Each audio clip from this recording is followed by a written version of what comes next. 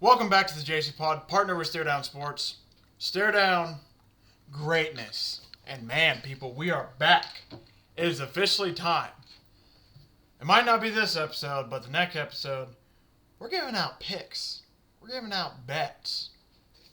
Man, football is here.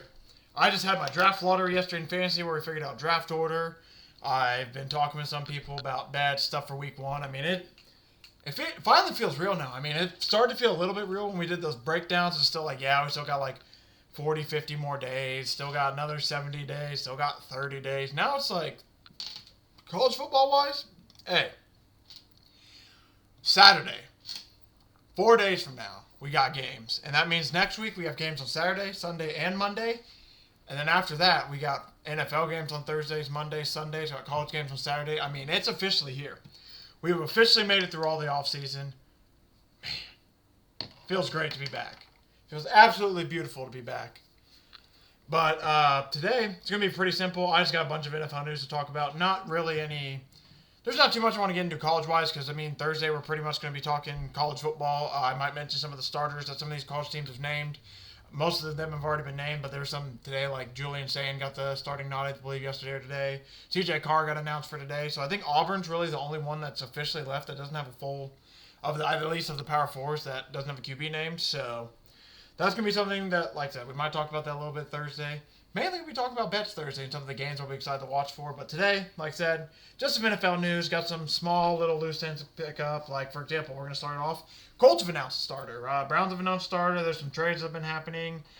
There's some injuries still to watch out for. So we got a fun one today. Without any further ado, I think we should start off with my Colts. And, man, I don't know how I feel. Because I won't lie to you. I think it's, I don't mind the...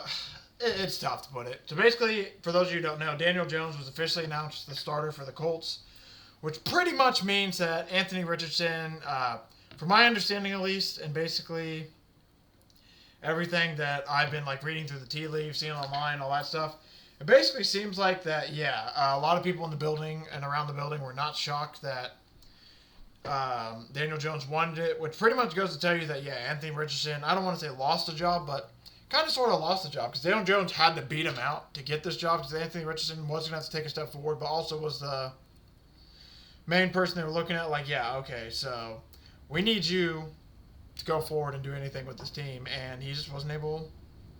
Sorry, let me rephrase that. We need you to take steps forwards and keep moving forward so that way we can see if you're the guy for our team. And like I said, I mean, that doesn't say that he's not going to play this year. I mean, Stage Vikings said it's Daniel Jones' team for the rest of the season. I don't know what else he's really supposed to say. I mean, because it's obvious though that if the Colts are 0-4, 0-6, AR's getting right up in there to play. But it just sucks. It's one of those things that we're basically starting to turn around to like, okay, so the Colts kind of wasted a draft pick, huh? That's kind of how I'm feeling like as a fan now. It just sucks. I don't want to call Anthony because of the shirt, I don't want to say Anthony Richardson's trash and he's bad. I mean, he needs more rep. I saw an interesting stat today from Dan Orlovsky talked about. Apparently, Bo Nix, before he became in the NFL, and I think he said before he came in the NFL or after a year, something like that, he had about 5,000 snaps. I'm pretty sure it was before. Between college and going to the NFL, he had about 5,000 snaps. Anthony Richardson has 1,700. I mean, this is a guy who's just not played games, and that's why it's frustrating because it's like, all right, he needs reps.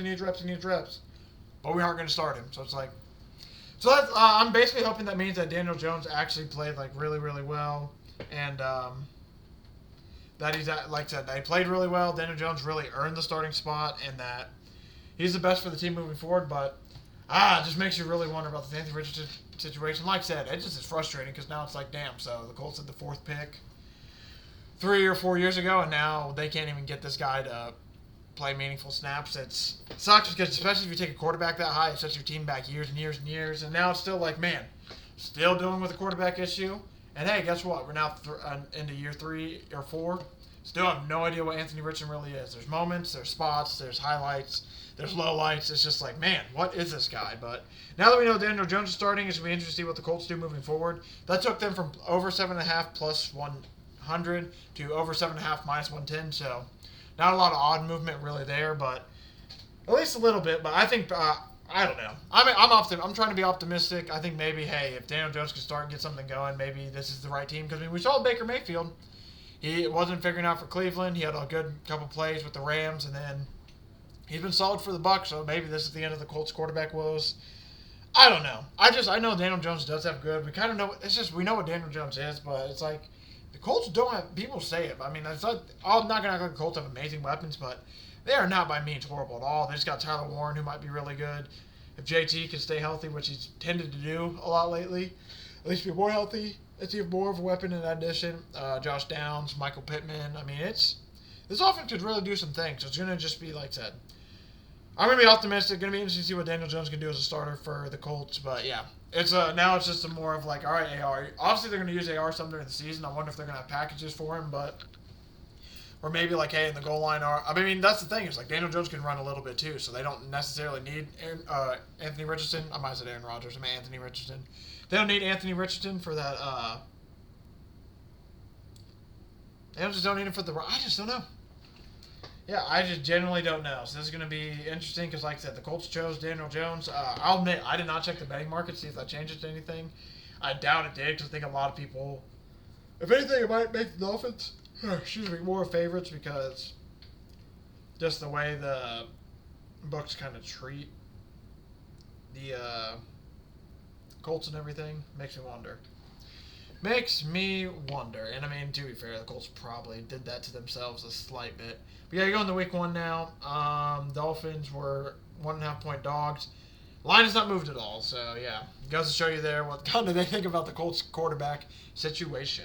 In regards to another starting job, Cleveland has announced that that boy, Joe Flacco, will be starting for them, and I don't think that's too shocking. So now it's just a question of what do they do with the other quarterbacks.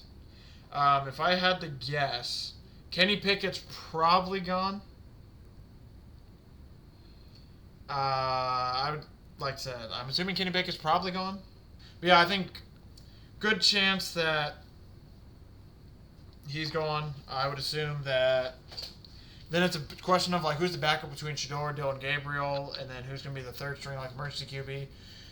There's this thing going out there around with sorry, I'm trying to find out my list. There's a thing going around with Schefter where he basically came out and said that the Browns are going to hold 4 QBs on their roster. I don't necessarily think that's totally true, and even if it is true, to be fair, he did say 53-man roster, so I'm wondering what he knows that we might not. But it just seems like a waste of a position to hold another quarterback, unless he's counting like Deshaun Watson in that situation. And then there's Joe Flacco, Dylan Gabriel, Shooter Sanders. Then it's like, okay, I can see how there's technically 4 quarterbacks for Deshaun Watson. So I don't know if he's playing like one of those games or if it's one of those things where genuinely the Browns hold 4. If they hold 4 quarterbacks, that's just insane. Like, I would just leave it with the rookies. Leave it with either Joe Flacco or Kenny Pickett. Trade Kenny Pickett at this point because obviously they said Joe Flacco's a starter. And then you move forward from there, see what you got. But that's just personally me. I don't know what the Browns exactly are going to do, especially, I mean, they technically have 5 quarterbacks if you count Deshaun Watson and Kenny Pickett with the other 3. So it's just one of those situations, too, where it's like, that situation is really, really messy. But I'm assuming, like I said, Joe Flacco's probably going to start majority of the games this year. I assume that Dylan Gabriel or Shador will get a chance at some point. Now, the question is, does Joe Flacco stay in for like 6, 7, 8, 9, 10 weeks? Or is it like, 4, 5, 6 weeks? All right, let's try a rookie because things aren't really working out too well. I just don't know if it's one of those things where they want to bring the rookies along a little bit more. Because I don't think this team is in like a, hey, we need to make the playoffs this year mode. I think they kind of can see the writing on the wall a little bit. So it makes me wonder where their head's at, like makes me wonder what the goal of their team is. They're like, all right, we want to find our guy at quarterback. We want to see where our floor is. Like, what is it? I mean, they got Quinshon Judkins, so I think if they can sign him, get his situation figured out. They at least got the running back situation. I mean, David Njoku's a really good tight end. Jerry Jeudy, Cedric Tillman. I forget who the third wide receiver is, but they got a decently solid wide receiver core. Defensively, they are horrible, but man, I don't know. I mean, it's the Browns still. Can't fully trust them, obviously. And then when you look at the quarterback situation, that shit's just been so bad since Deshaun Watson dealt with his whole circumstances. Oh, not even Deshaun Watson. Sorry, I was thinking of the Texans. I was thinking Baker Mayfield. Sorry, in his situation with like the shoulder injury and everything. Ever since then, it's just kind of been hit and miss here and there with quarterbacks. So, gonna be curious, but at least for now, Joe Flacco's a starter. No idea how long that's gonna last, but At least for the meantime, he is the starter. The Eagles are acquiring John Metsy from the Texans. It's funny. So the Eagles and Texans each reacquired their own 2026 draft picks in exchange for C.J. Gardner-Johnson. And that's a part of the deal now that John Mechie got sent to Philadelphia and Harrison Bryant went to Houston. I think this is not a bad move at all for the Eagles. They seem to always be good at finding these wide receivers who need to prove themselves that, like, they were... For example, John Dotson, I thought somebody I heard on a show today brought up a really good point. Like, John Dotson, he was a good name. Eagles brought him in, elevated him a little bit. John Mechie really hasn't been given a chance to prove himself, so I bet him there. I think that would be good, but my one concern I do have for this, actually, is the fact that they are signing him. AJ Brown is still dealing with a hamstring injury, and especially because it's a hamstring, that's kind of like that could be an issue. And I don't know if this move is, like I said, is to get more depth. John Mechie does join Devontae Smith back. They did play together in Alabama. He missed his rookie year after being diagnosed with leukemia. He was able to come back in 2023, play some. His role grew a little bit more last year, but like I said, overall, this situation, my only concern for this is like, all right, was this move made because they're really worried about A.J. Brown? Or is this move made because they said, hey, we could use some more wide receiver depth? I know where I'm leaning. I'm leaning towards they actually have some real scare about A.J. Brown either missing games at the beginning of the season or at some point missing games because of his hamstring injury. So I'll admit, to me, it's to the point where it's like, oh, okay, yeah. So this is, I think it's a good move for the Texans and the Eagles. I don't think one team gets ahead of the other in this situation. It just makes me really pay attention more to this A.J. Brown news, especially if you have fantasy drafts and you're around the A.J. Brown area. That's something you want to keep an eye on because, yeah, he still hasn't practiced. A.J. Brown hasn't in a while. They're 2 weeks out from a game. So starting to kind of get to that situation where it's like, all right, and it's a muscle tissue thing, so it's not like he sprained his knee, he'll be back in 3 or 4 weeks. Oh, it's his shoulder, he'll be back this time. It's a hamstring that can get tight again, could get even tighter, could get loose, could be fine. Who knows? So, kind of scary for A.J. Brown, but it would probably make sense why the Eagles felt like they needed to acquire John Mechie. This was shocking when they came on the wire yesterday. The Washington Commanders have been shopping around Brian Robinson Jr. to a few teams. He's entering the last year of his deal, which I believe Austin Eckler might be as well. Apparently, Ja'Cory Krosky-Merritt has been making some noise and been playing pretty decent in the preseason. So I don't know if this is a move where they see this running back doing good and they're like, okay, so he might be have a little bit of juice. Let's get rid of Brian Robinson. Because, I mean, to be fair, Brian Robinson is a bit of a power back, but he topped 1,000 years in 2023. He's been in the league since 2022, but he hasn't played a full season, which kind of makes sense. He's a bigger guy. He also dealt with getting shot one of those years. So there's like some weird situations there. But overall, I mean, there's plenty of teams that could use him. Like Chicago was a team I heard being mentioned. Miami Dolphins was another team I heard being mentioned. So it's one of those things where, yeah, I'm assuming they probably are a good chance they do end up getting rid of him, especially if they like what they've seen now, JCM. Who likes it as their new rookie running back, Ja'Cory Krosky-Merritt. But if all that would mean is Austin Eckler gets more of a role, Merritt steps up to get a little bit more carries. But yeah, this is just a situation to keep an eye on because he sat out the preseason game, and it was like a mutual agreement that Brian Robinson Jr. and the Commanders came to. So it's like okay. So that's a situation to for sure follow because it basically makes it sound like there's a move probably happening. Kalen Saunders has been traded from New Orleans to Jacksonville Jaguars. And it's funny because this happened apparently hours after the team played. So I don't know if it's one of the situations like, man, that guy was tearing us up. Let's get that guy. Or if it's just like that where they saw him all week in practice. Like, man, we could really use that guy. He's pretty good. Or they need to solidify a defensive position. I don't know what it was. But it's just funny that it comes after they practice. It makes me think that he might have been beating them a little bit in practice. Like, oh, yeah, we could use that guy. Let's see. The Associate... apparently, it was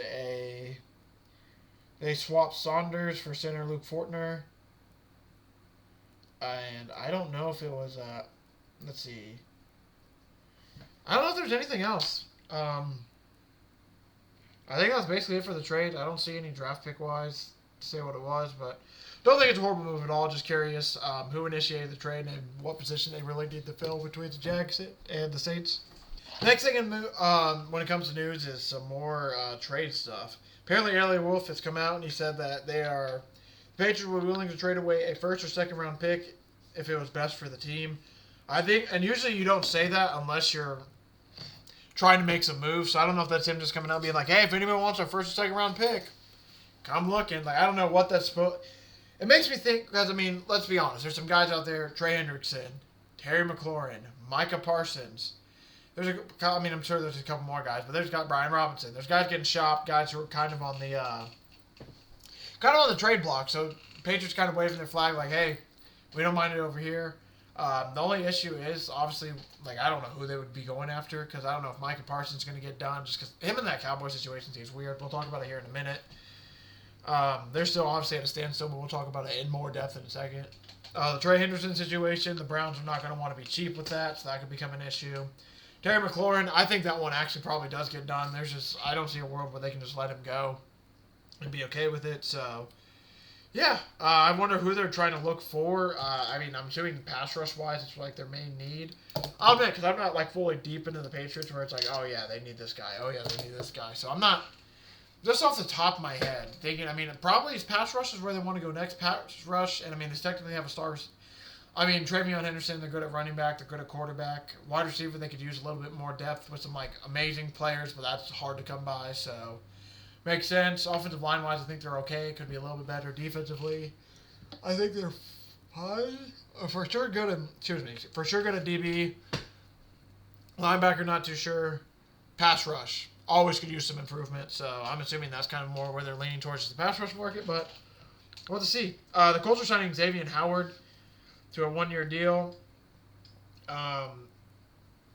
He was cut by Miami in 2024, and he did not play last year after suffering multiple injuries. So basically, he had a year off. And he has previous history with Louis Anarumo, which I think will be awesome for the Colts because their DB room needs help bad. They have a lot of injuries too. Kenny Moore has missed time with an ankle or with an injured knee.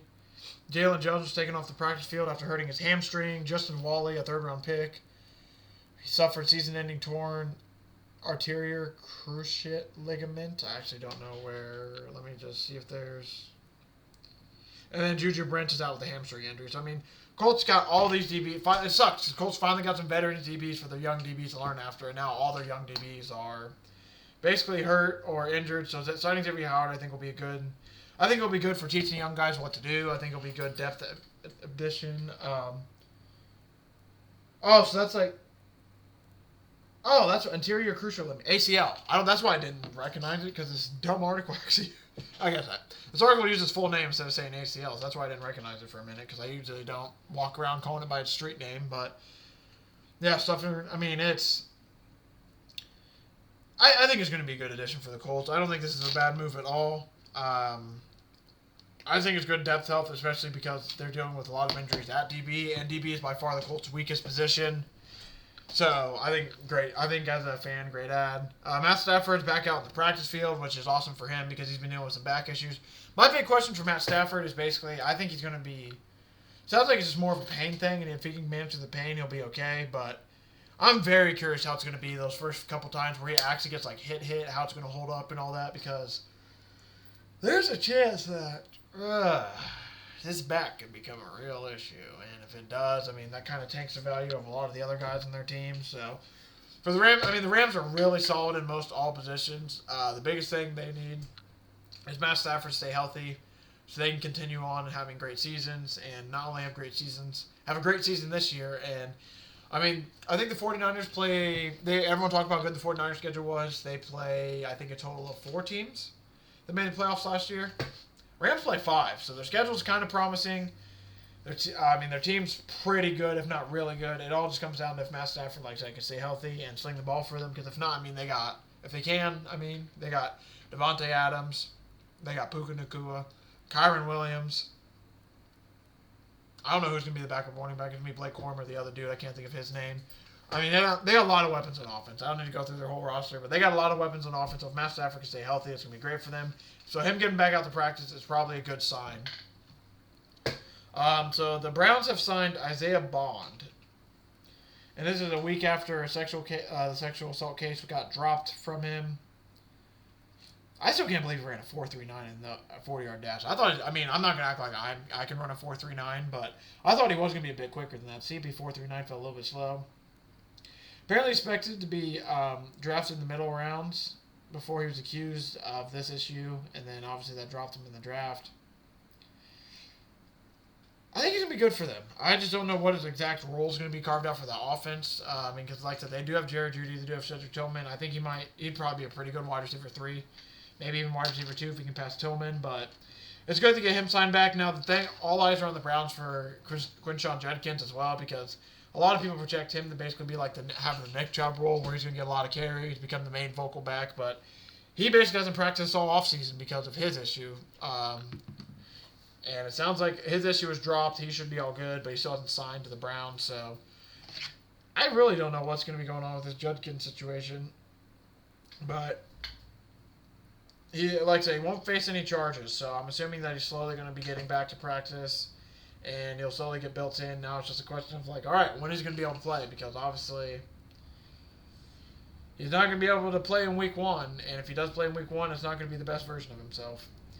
Justin Jefferson returned to practice yesterday after being sidelined with his left hamstring for 3.5 weeks. I just want to bring that up because, like I said, hamstring injury, sidelined him 3.5 weeks. Missed 7 games with it. Severe strain in his right hamstring in 2023. He's had a history of hamstring issues, but with how explosive he is and how talented he is, that's just always going to be probably an issue with him. But fantasy-wise, obviously, if you're going to draft him in fantasy, just know that risk is a thing. But I just want to bring it up because he is back at practice. Something to keep an eye on just because, like I said, hamstring injuries can linger. We talked about A.J. Brown and his issues that he's having.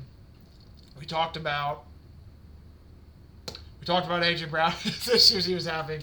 No, it's just one of those things, like I said, smallish tissue stuff can linger for a while. You got to really be on it to get it to go away. And the only thing that makes it better is rest, and that's a thing that these guys really just can't afford to do anymore because they need most of their teams need them to play in games. So, yeah, just hopefully he can do enough to help it recover. But we're just going to have to pray that, especially Vikings fans, are just going to have to pray that it doesn't flare up again in the season and that he can maybe spend a little bit more time next offseason getting it all worked out. Devon Achane's likely going to miss practice this whole week with a calf injury. He's sidelined for the preseason game against the Lions, and he was also held out of the second day of joint practice. McDaniel said the team is mostly being preventative by holding him out, but if we're being honest, though, it's one of those things where he's explosive.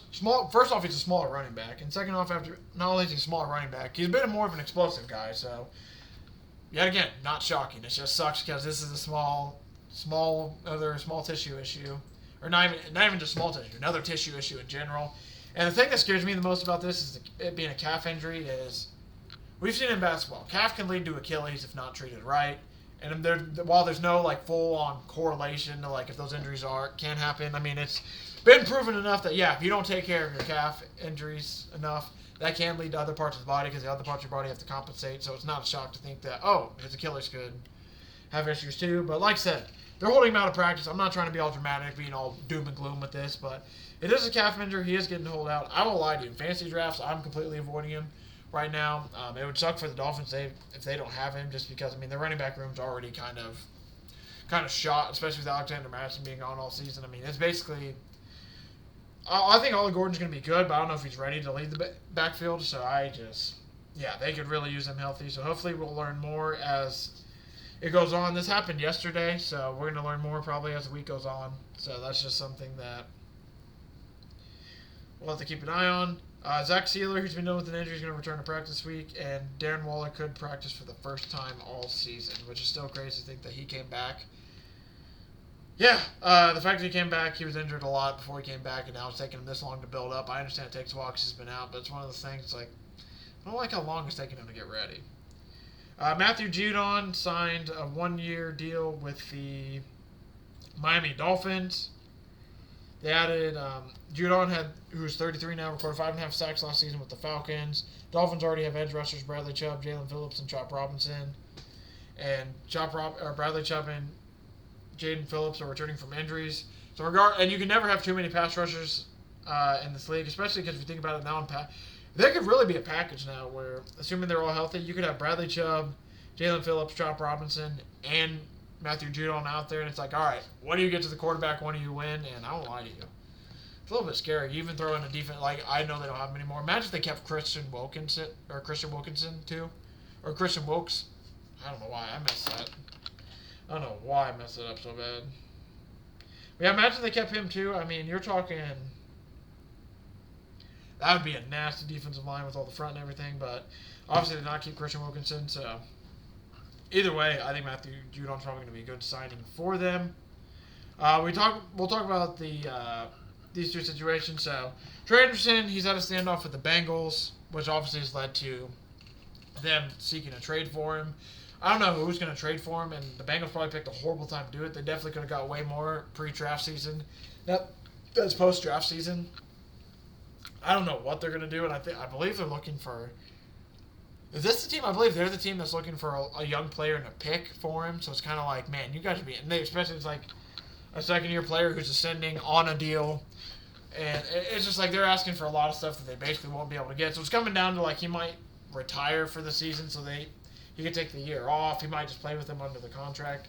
I don't know. This situation's getting, like, really, really hectic. And like I said, we only got 16 days left now until football season does start, so I truly don't know what's going to happen in this situation. I would assume he comes back as a Bengal if I had to pick and just play out the year and then next year go somewhere, but I don't know. These deals get really, really weird. It could get done last minute too, but this situation seems pretty bad. But what situation seems worse is the Micah Parsons and the Dallas Cowboys. So apparently, from what I just learned today, apparently Micah Parsons and the Dallas Cowboys, and by Dallas Cowboys I mean Jerry Jones, they had like a meeting between each other. Jerry Jones thought a deal was starting to become in place. Micah Parsons was basically saying, no, that's not the case because my agent needs to be present. And then basically where this started to get really, really sour is apparently Micah Parsons put out a thing that said no deal will be made without my agent present. And basically they have not talked since then. And now Micah Parsons has put out stuff in the media saying he doesn't want to be a Cowboy anymore. Jerry Jones has come back, and the Cowboys have come back, and they've kind of trashed him, saying like, "Oh, injury-prone, this and that about him." So it's been getting really, really hostile and really bad. The thing that made me the most like, oh, so this could have to happen is stuff Adam Schefter says. Now I'm not going to act like I live and die with everything Adam Schefter says, but he is pretty plugged in, and anytime he comes on the Pat McAfee show, he's usually like really reserved about stuff, and he only says stuff like if he. Basically, just not to get got. He only talks about stuff that he's like really, really kind of like in the weeds on. So, like, say for example, he knew a quarterback was going to get traded. He might just, and like he knew what quarterback, but he didn't know like the trades of the deal. He might be like, yeah, there's going to be a quarterback getting traded. We won't know. And then a little bit later, he'll give out the whole thing. He was saying like he doesn't know exactly what's going to happen in this situation, and him coming out and like actually like picking a side and being like, hey, there is a chance that this could go sour and could go wrong. It's just like So that like just the fact that he's even saying that this could happen, it's like, okay, so yeah, this is an actual situation that we need to watch out for because there's a chance. And then he talked about there's a chance. The most likely scenario is Micah plays out this year. They franchise tag him next year, and then the Micah Parsons sweepstakes start in 2026, or they franchise tag him this year. Dude, it's just. Hearing a situation like it's just crazy because all the guys kind of drafted around him have gotten new deals or they just didn't work out so they're out of the league. But most of the guys around him have gotten new deals and all that, and he's still there. So it just makes you wonder, like, man, and the fact that they pay the Cowboys usually pay really, really late makes me think that like, okay, maybe they'll still get something done, but. Starting to get to that point, man. I don't know. It's starting to get like Trey Hendrickson levels where it's like, man, I really don't know if this is going to get done. And I don't. Where would he go? I mean, there's a lot of teams that would love Micah Parsons. So, yeah, that situation's getting really, really weird. The final thing I want to bring up is the Bengals may really stink. Defensively, it's been a little bit rough for them in the preseason, but last night, watching those clips of Joe Burrow and the offensive line, it's like, oh, good Lord, he's going to have to deal with it again. I mean, he is running around out there with like a chicken with his head cut off in the backfield, like running back this way, up, spin, try to roll back around, juke, getting just ragdolled around. It was not a good sight to see. So that's just, I have some more concerns now for the Bengals offensive line, more than I did before. I mean, it's what happens though when you go heavy on offense on the money, especially on your quarterback and your two wide receivers. You got to penny pinch elsewhere, and we're seeing it with their defense, and we might see it with their offensive line. It just really sucks. It's starting to get to that point where, like, I truly see Joe Burrow as Andrew Luck now. He definitely got a little bit more. He's gotten a little bit more help than Andrew Luck has to this point in his career, but you just feel for the guy where he's just getting beaten out there every single week. Every week it's just hit, laying his body out in the line. It just gets to a point where it's like, man, I hope he can get out of that situation, get somewhere better that treats him better. And I just mainly say that for the fact that it's like they're doing the ownership. I am not a fan of the Bengals ownership by any means, especially with how cheap they're penny pinching they are. Like, I get the family business, all this stuff. I mean, they didn't get an indoor practice facility until 2021. You're in Cleveland, Ohio. Sorry, Cincinnati, Ohio. It's like, come on, man. How do we not have simple stuff like that? They're having to walk. It's a lot of stuff with them where it's just like I questioned the ownership. Like, I'm not going to act like the Colts have amazing ownership, but compared to the Bengals, it's like night and day. It's a bad situation, man. And it just sucks because Joe Burrow's so talented. He's so good. That team has a good amount of good players on it. It's just, yeah, the offense is going to have to get out some really, really hot starts, especially at the beginning of the season while it takes the defense a while to basically click together and kind of figure it out. That's going to do it for today, NFL news-wise. College football-wise, I'll just bring it up a little bit. We talked about it a little bit before. Julian saying, now the starter for Ohio State. Notre Dame TJ Carr wins the starting job for Notre Dame. He beat out redshirt freshman Kenny Minchey, but I do say that there's a good chance Minchey will be in for a good amount of plays for him. So, and then the one thing I want to talk about is kind of the Hank Bachmeier's brother, Bear Bachmeier, is going to be named the starting quarterback for BYU. Shout out. That's not what I want to talk about, but it will make him the first true freshman in school history to start an opener for BYU. That is actually really cool. So shout out to the kid. And then the thing I want to talk about was the Michigan stuff. The Michigan, Julian Sayin was announced starter. Cam Newton's return is getting retired. Stephen Jelly's being named the starter at Syracuse. Aguilar is going to obviously be the starter at Tennessee. J.M. Miller's going to miss the opener versus FSU, which is something they will need to keep an eye on for Alabama. They're 13.5-point favorites, so might get close now. And then basically I want to talk about the final of the Michigan thing before I finally leave off with my final notes for the day. Michigan got hit with infractions. Basically, Jim Harbaugh has a 10-year ban. Connor Stalions got an 8-year. So these are called no-show clause. So basically, it's just like hey, you can't enter the league for 10 years. So basically, Jim Harbaugh, who probably wasn't going to come back to college football, can't come back for 10 years. He can't come. Connor Stalions can't come back for 8 years, and Sherrone Moore will be suspended basically 3 total games. He's going to be suspended 2 for this year, number 3 and number 4, and then number 1 for next year. So he's not playing against Western Kentucky and Germany. Which darn, I mean, I won't lie, he probably is a little bit disappointed he doesn't get to go to Germany because of sightseeing and all that. But the biggest thing that's I want to talk about with this is basically it's like a power shifting. Where now the NCAA does not have as much power as it did before. As you see, I mean, and it's a changing of the tide. This is a really good thing. I mean, you don't need to take away wins.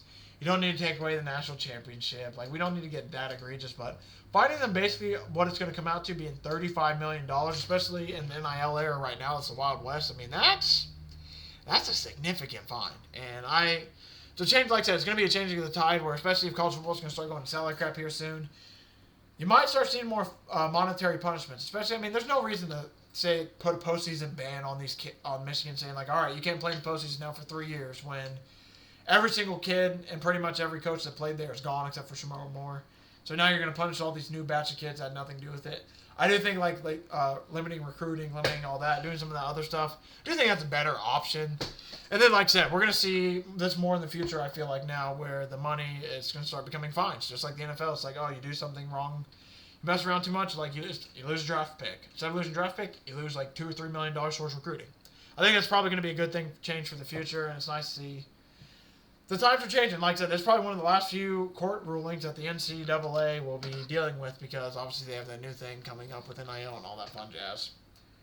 Thank you all for watching. Thank you for your support. I really do appreciate it. I'll be back in this feed on Thursday to give you basically talk some more NFL news and then give out my best bets for this first week of college football. And I'm really, really excited. I actually think this is going to be the first time all year where I do it this way just because I'm not going to lie to you, these lines are running.